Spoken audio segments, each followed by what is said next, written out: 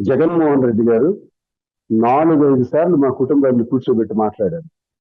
సాక్షాత్ జగన్మోహన్ రెడ్డి గారు లాంటి వ్యక్తి, ఆ మహా వ్యక్తి మమ్మల్ని కూర్చోబెట్టి మా కుటుంబం కోసం 5 సార్లు చర్చలు జరిపారు. నచ్చ చెప్పారు. చాలా ప్రయత్నాలు చేశారు. అందరూ ప్రయత్నాలు చేశారు. అధిష్టానం అంతా కూడా చాలా వినోదారంలో లేదు సార్. అంతే. టికెట్ ఇస్తే జగన్ అన్న, టికెట్ ఇవ్వకపోతే తెలుగుదేశం. అది వాళ్ళ పరిస్థితి. వాళ్ళు తెలుగుదేశానికి చేశారో లేదో ఒకసారి ఎంక్వైరీ చేయండి సార్ ఫస్ట్. నాకు వెగనిస్ట్ సపోర్ట్ చేశారో లేదో అచ్చెన్నాయుడు. సార్ ఆమె కోరిక కుటుంబ పరంగా ఉందా, రాజకీయ పరంగా ఉందా అనేది నాకు ముందు అర్థం కావట్లేదు. ఒక్కొక్కసారి కుటుంబ పరంగా మాట్లాడుతుంది, ఒక్కొక్కసారి రాజకీయ పరంగా మాట్లాడుతుంది, ఒక్కొక్కసారి మాధురి గురించి మాట్లాడుతుంది. ఎప్పుడు మాట్లాడుతుందో దానికి అర్థం కాలేదు. ఆ కోరిక ఏంటో చెప్తే అది నాకు అర్థమవుతుందని నేను అంటున్నాను సార్. మీరు మాధురి సమస్య, వీళ్ళ పార్టీ సస్పెండ్ చేయడం సమస్య ఏంటి? మీ సమస్య ఏంటి? నేను టెక్కల నుంచి వెళ్ళిపోవడం ఉన్నది నీ సమస్య. టెక్కలు ఉండకూడదు అంటుంది. నేను టెక్కల్లో ఉండకూడదట, పక్క ఊళ్ళో ఉండొచ్చట. ఏంటి ఈ విచిత్రమైన కోణం సార్? ఒక భార్య సార్ నేను మాధురితో ఉన్నాను అని తాను ఆరోపణ చేస్తుంది కదా. నువ్వు మాధురితో పక్కనే ఉంది, టెక్కల్లో మాత్రం ఉండొద్దు అని ఏ భార్య ఈ భారతదేశంలో చెప్తుందా సార్? మీరు అర్థం చేసుకోవచ్చు సార్. అలా ఎవరైనా చెప్తారా సార్? అంటే ఏంటి? మళ్ళీ అంటే అంటే మళ్ళీ తప్పు చేయించడానిక, లేకపోతే మళ్ళీ కమిట్ చేయించడానిక? మా ఇద్దరు పేర్లు పెట్టి నేను నిజమే మాధురిని రాజకీయాల్లో తెచ్చి రాజకీయాల్లో మనకు పనికొస్తుందంటే నేను నమ్మాను కదా సార్. నమ్మి మోసపోయాడు కదా, టికెట్ పోగొట్టుకున్నాను. మళ్ళీ అదే పరిస్థితుల్లో నువ్వు పలాసంలో ఉండొచ్చు అంటే నేను నమ్మాను అనుకోండి. అంటే మళ్ళీ నమ్మాలను ఏంటి? ఆ మాటలకు అర్థం ఏంటి? అలా అనొచ్చా ఒక భార్య, సగటు స్త్రీ అలా అనొచ్చా? ఒక సగటు సాటి మహిళకి లేనిపోయిన అభిండాలు వేసి ఆమె సూసైడ్ చేసుకునే విధానంగా అత్తవారు కన్నవారు వదిలేసి పసిపిల్లలతో నడి రోడ్డు మీద సాటి మహిళను పెట్టొచ్చా? ఇప్పుడు ఆ మహిళ 2 సూసైడ్లో చనిపోయి ఉంటే నువ్వు నేను ఉంటాము, జైలుకు పోవు. రాజకీయాల్లోకి ఆ కుటుంబంలోకి తెచ్చి పలానా అమ్మాయి వస్తుందని చెప్పిందే వాణి నాతో. ఈ విషయం రాజకీయ కార్యకర్తలందరికీ తెలుస్తుంది, కేడరందరికీ తెలుసు. ఆమె తెచ్చారు. ఆ తెచ్చేదానిలో ఒక కోణం ఉంది. అదే ఆమెకి నాకు ఎప్పటికైనా సరే లింక్ చేసి ఆ టికెట్ కొట్టేద్దామని అవాస్ పాలిటిక్స్ నిజంగా తెచ్చారు సార్. నిజంగానే అమ్మాయికి నాకు ఏదైనా సంబంధం ఉందనుకోండి సార్, ఏం చేయాలి సార్? ఫోర్వాల్స్ మీద మాట్లాడుకోవాలి, సమస్యను పరిష్కరించుకోవాలి.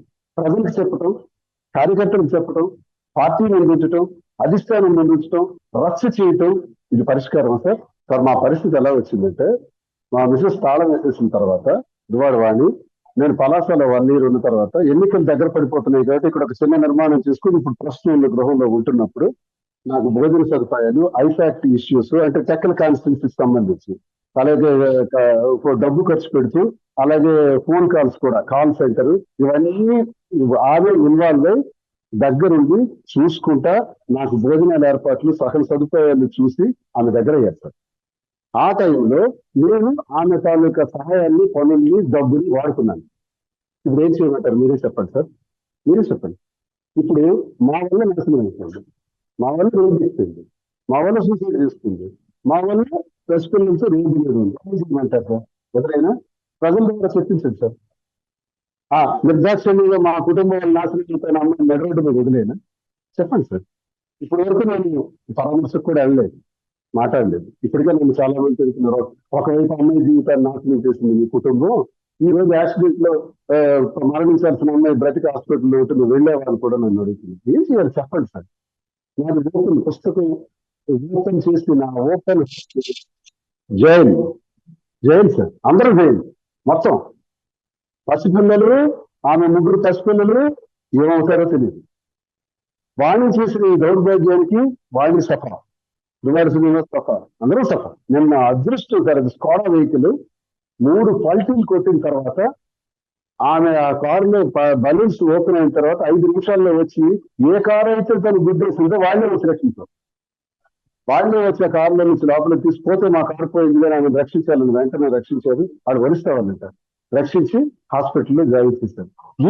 ఇంత పెద్ద మేజర్ యాక్సిడెంట్ లో హెడ్ ఇంజరీ అయింది తప్ప ఆ హెడ్ ఇంజరీ ఎలా ఉంటుందో తెలియదు. హెడ్ ఇంజరీ అనేది 6 నెలల్లో కూడా రియాక్షన్ ఇవ్వచ్చని డాక్టర్స్ చెప్తుంటారు. దాని మీద టెస్టింగ్స్ చేస్తున్నారు, ఇప్పుడు హాస్పిటల్లో ఉంది. దెబ్బలైతే గాయాలైతే ఫ్రాక్చర్స్ అలాంటివి జరగలేదు సార్. అంటే ప్రమాదం నుంచి బయటపడింది సార్, డాక్టర్స్ చెప్పారు. ప్రమాదం నుంచి బయటపడింది కాబట్టి సరిపోయింది సార్. ఇన్ని మాటలు మనం ఆడుకుంటున్నాం. లేకపోతే ఒక కుటుంబాన్ని నాశనం చేసేసి చంపేసిన వాళ్ళు కూడా ఎక్కువ ఉండేవాళ్ళం సార్. అది దుబార వాణి అని దుబార శ్రీనివాస్ అని. మా కుటుంబం వల్ల ఆమెకి ఈ పరిస్థితి ఏర్పడింది. చెప్పండి, మీరు ఏం చెప్తే అది చేస్తుంది. ప్రజలందరూ ఏం చెప్తే అది. లేదు, నాకు పెళ్ళయింది, మాధురికి పెళ్ళయింది సార్. పెళ్లి చేసుకోవడం నేరం సార్. పెళ్లి అన్నది జరగదు సార్. అమ్మాయికి నాకు ఎలా అయితే నా సదుపాయాలు సహకరిస్తుందో నేను ఆమెకి డబ్బు పరంగా నేను చేయాల్సిన అవసరం లేదు సార్. అమ్మాయికి నా దగ్గర కన్నా ఆర్థిక పరంగా స్థితిమంతురాలు. ఆ అమ్మాయికి విశాఖపట్నంలో మంచి మంచి బిల్డింగ్స్ ఉన్నాయి. ఇక్కడ ఒక మంచి పెట్రోల్ బంక్ ఉంది, ల్యాండ్స్ ఉన్నాయి. కన్నవారి నుంచి అత్తవారి నుంచి కావాల్సిన ధనం ఉంది. నాకే 2 నుంచి 3 కోట్ల వరకు అప్పు ఇచ్చింది. నేను అమ్మాయికి ఇవ్వాల్సింది ఇవ్వడానికి దువ్వాల్సిన ఏం లేదు ఈరోజు. ఆఖరికి ఆస్తులన్నీ భార్యకి రాసేసి ఆస్తులు ఆఖరికి ఇంటి ఒక్కదాంతో మిగిలిపోయి మన అధికారులు వచ్చిన తర్వాత అచ్చెన్నాయుడు నా మైన్స్ కూడా కట్టేసినాడు. 4వ తారీఖు సాయంత్రం 30 కోట్ల రూపాయల నష్టం. ఆ నష్టాన్ని ఇప్పుడు భరిస్తూ ఎలా బయటపడాలని నేను ఆలోచిస్తున్నాను. ఏ వ్యాపారం చేసి ముందుకెళ్లాలని నేను, అధికార పార్టీ కష్టాల నుంచి ఎలా ఎదుర్కోవాలని ఒకవైపు నేనున్నాను. నా దగ్గర ఏముందని సార్, ఏముందని మాత్రం నేను చేయగలుగుతాను. ఒక మనిషిగా, తోటి మనిషిగా, ఒక సమాజంలో ఎంతో మందిని చూస్తున్నాం మేము సార్. నా దగ్గరికి ఎంతో మంది కార్యకర్తలు కిందకు మీకు నేను చెప్పాను. భార్యాభర్తలు దెబ్బలాడుకుంటే, ఆర్థిక ఇబ్బందుల్లో దెబ్బలాడుకుంటే, కట్నాలు ఇవ్వలేదని దెబ్బలాడుకుంటే నేనే డబ్బులు ఇచ్చి వాళ్ళకి కలిపాను. అది నేను చెప్పకూడదు, సందర్భం వచ్చింది కూడా చెప్తున్నాను. అలాగే మాధురికి కూడా మా వల్ల కుటుంబం వాళ్ళు నాశనం అయిపోయింది కాబట్టి ఆ కుటుంబానికి ఆర్థిక సహాయం నేను చేయవలసిన అవసరం ఆ అమ్మాయికి, నేను చేయవలసిన అవసరం అమ్మాయికి లేదు. కానీ భరోసాగా ఉండవలసిన అవసరం ఉంది.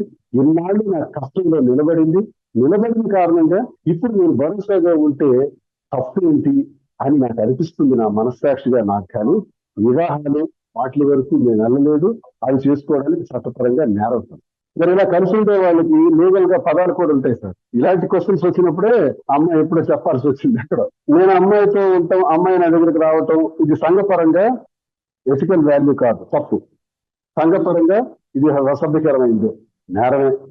బట్ సుప్రీంకోర్టు జ్యుడిషియరీ పరంగా married women and married man can have an adultery living అని ఒక జడ్జిమెంట్ ఇచ్చారు. అంటే పెళ్ళైన తర్వాత ఇద్దరు పెళ్ళైన భార్యాభర్తలు, ఒక మహిళ పెళ్ళయి ఒక జంటు కూడా పెళ్ళైన తర్వాత కలిసి ఉంటే నేరం కాదు అని సుప్రీంకోర్టు ఇచ్చింది. ఇస్తూ సమాజ పరంగా మాత్రం, మోరల్ గా మాత్రం ఇది తప్పవచ్చు అని కూడా సుప్రీంకోర్టు ఇచ్చింది. ఇక్కడ మనం చేస్తున్న పనికి అసలు చట్ట ప్రకారం ఏంటి, సమాజం ప్రకారం ఏంటి అన్నది ఆలోచిస్తే నేను చెప్పిన మాటలు వర్తిస్తాయి సార్. కానీ నా వ్యక్తిగత అభిప్రాయం ఏంటంటే ఇది తప్పే. ఈ తప్పు నుంచి ఈ తప్పుని ఎందుకు చేయాల్సి వచ్చింది? పరిస్థితులు, మీకు ఇప్పుడు చెప్పినటువంటి పరిస్థితులు, ప్రభావాలు, ఇన్ని సమస్యల వల్ల వాటిని ఎదుర్కొనే రీతిలో, ముందుకెళ్లాల్సిన రీతిలో ఒక్కొక్కసారి ఒక్కో నిర్ణయాలు చేసుకోక తప్పదు.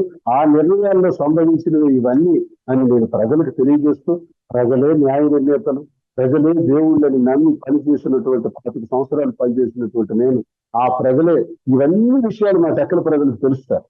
టెక్కల నియోజకవర్గ ప్రజలందరికీ తెలుసు. ఎన్నికల ముందే తెలుసు, 2 ఏళ్ల ముందే తెలుసు. అయినా నన్ను మొన్న పోటీ చేస్తే, నా మీద పోటీ చేసిన అచ్చెన్నాయుడు 70,000 ఓట్ల మెజారిటీ పైచిలుకుతో నేను గెలిచి వస్తాను రాష్ట్ర అధ్యక్షుడిగా ఆయన చెప్పారు. కానీ నా మీద 30,000 మెజార్టీతో గెలిచాడు. అంటే నాకు 72,000 ఓట్లు వేసి అచ్చెన్నాయుడికి 70,000 ఓట్లు మెజారిటీ రాకుండా 30,000కి మాత్రమే కుదించినటువంటి టెక్కలి ప్రజల చరిత్ర సార్. ఇవన్నీ తెలిసిన తర్వాత వాళ్ళు ఆ రకంగా నాకు న్యాయం చేశారు సార్. ఓడిపోవచ్చు. ఈ రాష్ట్రంలో అచ్చెన్నాయుడు లాంటి హోదా కలిగిన వాళ్ళందరూ 70,000, 80,000, 90,000తో గెలిచారు. కానీ అచ్చెన్నాయుడు మాత్రం 30,000తో గెలిచాడు. దానికి కారణం టెక్కలి ప్రజల యొక్క తీర్పు సార్. అయితే దేవుని నేను పోయాను తప్ప నిజానికైతే నేను గెలిచి ఉండేవాడిని. కుటుంబ కోణం ఇలా జరిగింది సార్. రాజకీయంగా నా జీవితాశయమే ప్రజలతో పనిచేయడం, మమేకం అవటం, వారి సమస్యల పట్ల పోరాటం, ఉద్యమాలు చేయటం, ఇవన్నీ చేస్తూ జైళ్ళు, కేసులు కూడా నేను అనుభవించిన ఉద్యమ నేపథ్యం నాది ఒక రకంగా చెప్పాలంటే కమ్యూనిస్ట్ భావజాలం. కమ్యూనిస్ట్ భావజాలంతో 18 సంవత్సరాలు అపోజిషన్ పాత్ర చేశాను సార్. నాకే పవర్ పాలిటిక్స్ మీద రాసుంటే అధికార పార్టీ దిక్కే పోయి ఉండేవాడిని. అధికార పార్టీలో ఇప్పుడు ఉండలేదు. 18 సంవత్సరాలు అపోజిషన్ లో ఉన్నాను. జగనన్న దయ వల్ల ఈ 4 సంవత్సరాలే అధికారాన్ని చూశాను. మళ్ళీ ఇప్పుడు అపోజిషన్ లో చూస్తున్నాను. అపోజిషన్ లో ఉండడం అంటే ప్రజల పక్షాన ఉండడం, అధికారంలో ఉండడం అంటే పవర్ పాలిటిక్స్ లో ఉండడం. నేను ప్రజల పక్షాన్ని ఉంటూ ఇంతకాలం చేసిన సేవలు ఏవైతే ఉన్నాయో, నేను నివసిస్తున్న ఈ ప్రాంతంలో, ఈ టెక్కల్లో, ఈ జిల్లాలో నా అవసరమైన చోట్లన్నింటి దగ్గరలో కూడా దువ్వాడ శ్రీనివాస్ రాత్రనక పగలనక ప్రజల కోసం పని చేస్తాను. అది యథాస్థితి కొనసాగుతుంది. ఆ పరంపరలో ప్రజలు నేను చెప్పిన మాటలన్నీ నా గుండెల నుంచి విప్పి మనస్ఫూర్తిగా చెప్పినటువంటి మాటల్ని నన్ను ఎక్కించాలంటే అది అందరానికి ఎక్కించగలరు, తొక్కేయాలంటే అదే పట్టాలని కూడా ప్రజలు తొక్కేయగలరు. ప్రజలు న్యాయ నిర్ణేతలు, ప్రజలు దేవుళ్ళు. కాబట్టి ప్రజలతోనే ఉంటూ ప్రజాభిమానం చూరగొనడానికి మళ్ళీ నా ప్రయత్నాలన్నీ చేసుకుని ఈ వచ్చిన చెడ్డ పేరుని తుడిచిపెట్టుకునే విధంగా ప్రయత్నం చేసుకుంటాను. ప్రజలకు నచ్చజెప్పుకుంటాను, ప్రజలకు చెప్పుకుంటాను నా ఆవేదన. ప్రజలకు చెప్పడం ద్వారా మంచి జరుగుతుంది సార్. ప్రజలు ఎప్పుడు మంచి చేయగలరు సార్. అందుకే నేను చెప్పాను, రావణుడిని నచ్చిన వారు ఉన్నారు, రాముడిని నచ్చిన వాళ్ళు కూడా ఉన్నారు సార్. అదే ప్రజలంటే సార్. ప్రజలకున్న విలువ ఈ భూమి మీద ఎవరికి ఉండదు సార్. కాబట్టే రావణుడికి రావణ బ్రహ్మ ఉన్నారు సార్. రాముడి కంటే గొప్ప సార్ రావణ బ్రహ్మ అని చెప్పింది ప్రశంస ఉండాలి సార్. ఏం చేయమంటారు? ఏం చేయమంటారు సార్? ఏం చేయాలి మీరే చెప్పండి సార్. నా పరిస్థితులన్నీ చెప్పాను కదా. ఇప్పుడు నందమూరి తారక రామారావు గారు ఉన్నారు సార్. మహామనిషి, మహానటుడు, నాకు తెలిసి కారణ జన్ముడు, ఒక దైవ స్వరూపం. నేను అతన్ని అభిమానిస్తాను, నేను అభిమాని. అందుకే ఇన్ని మాటలు చెప్తాను. అలాంటి రామారావు గారు ఆఖరి జీవితంలో లక్ష్మీపార్వతి గారిని చేసుకుంటే అందరూ విమర్శించారు. దానికి ఏ పరిస్థితులు ఆయనకి ఆ పని చేయాల్సి వచ్చిందో? ఆయన వివాహం చేసుకున్నాడంటే ఆయన వ్యక్తిగత అవసరాల కోసమా, లేకపోతే ఏదో శారీరక సంబంధాల కోసం చేసుకున్నట్ట సార్? గతి లేని పరిస్థితులు ఆయనకి ఆ స్థితికి తెచ్చాయని అర్థం చేసుకోవాలి సార్ మనం. దానికి ప్రజలు చూశారు సార్. ఆ సందర్భాన్ని కూడా రామారావు గారిని చూశారు కదా ప్రజలందరూ. అంటే రామారావు గారిని నేను ఇక్కడ ఎందుకు తెస్తున్నానంటే, దైవ సమానులైన రామారావు గారిని అంతటి పెద్ద వాళ్ళకే తప్పలేదు సార్ ఈ పరిస్థితి. దువ్వాడ శ్రీనివాస్ అనేవాడు ఎంత ఎంత ఎంత సార్, ఏ స్థాయి సార్ నాకు. మా లాంటి వాళ్ళు ఏం కాయగలం సార్? ఈ పరిస్థితులు ఎలా అధిగమించగలం సార్? ఇప్పటికే సంఘర్షణలో ఉన్నాను సార్. ఒకవైపు వీళ్ళు, ఒకవైపు అమ్మాయి ఆత్మహత్య ప్రయత్నం, ఒకవైపు నా ఇంటి మీదకి దాడి, ఈ ఒకవైపు ప్రజలు 5 రోజులుగా ప్రజల ముందుకు వెళ్ళలేకపోతున్నాను, సమస్యల పట్ల మాట్లాడలేకపోతున్నాను. ఒకవైపు సంఘర్షణలో నలిగిపోతున్నాను సార్. నేను కూడా డీప్ డిప్రెషన్ లో ఉన్నాను సార్. ఒక రకంగా నాకు కూడా ఇది ఆత్మహత్య సదృశ్యం సార్. ఇన్ని మాటలు పడి ఇన్ని బాధలు పడేటప్పుడు బదులు ఆత్మహత్య చేసుకోవడం కరెక్ట్ అనిపిస్తుంది. కానీ నేను రాటు తేరిపోయిన గుండె సార్ నాది. తిరిగి తిరిగి తిరిగి తిరిగి ఎన్నో సమస్యలు చూసి రాటు తేరిన గుండెగా మిగిలిపోయి నేను ఈరోజు ధైర్యంగానే ఉన్నాను సార్. అన్ని ధైర్యంగా ఎదుర్కొంటాను సార్. జీవితంలో, శ్రేష్ఠ జీవితంలో ప్రజల మధ్య కూడా కష్టపడి మంచి పేరు తెచ్చుకుంటాను సార్. అపోజిషన్ లో ఉండేటప్పుడు సాధారణంగా ప్రశ్నిస్తాం సార్. అందులో నా తత్వం ఏంటంటే ప్రశ్నించే తత్వం. నాకు అవినీతి లేదు, లంచాలు లేవు, అక్రమాలు లేవు, భూ కబ్జాలు లేవు. కాబట్టి మొండి ధైర్యం ఉంటారు సార్. సడన్గా ఫైర్ బ్రాండ్ ఎవరికి పేరు వస్తుందంటే నిజాయితీ ఎవరికి వస్తుంది. సో ఈ లక్షణాల వల్ల నేను చాలా విషయాల్లో పవన్ కళ్యాణ్ గారిని ప్రశ్నించాను. నా ప్రశ్న ఏంటంటే, మొదటి విడాకులు ఇచ్చి రెండవ భార్యగా రేణు దేశాన్ని స్వీకరించిన పవన్ కళ్యాణ్ గారు రెండవ భార్య ఉంటుండగానే మూడవ భార్యకి గర్భం చేశారని రేణు దేశాయ్ గారు ఒకసారి కామెంట్ చేశారు సార్. ఆమె విమర్శించినప్పుడు మీ భార్య, రెండో భార్య ఇలా అంటున్నారు, మీరు దీనికి స్పందించండి అని నేను అడిగాను సార్. స్పందించవలసిన అవసరం పవన్ కళ్యాణ్ గారికి లేదు సార్. స్పందించాలా స్పందించకూడదు అన్నది ఆయన వ్యక్తిగతం.